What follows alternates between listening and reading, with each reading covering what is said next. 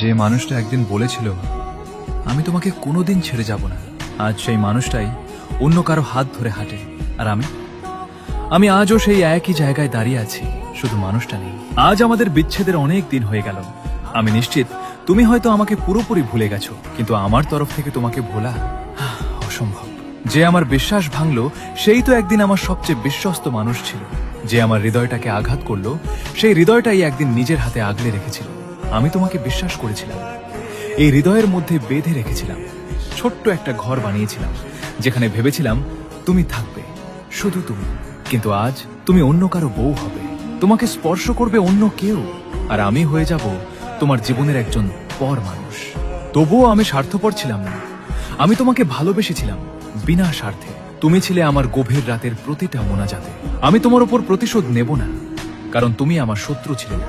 তোমাকে অভিশাপও দেব না, কারণ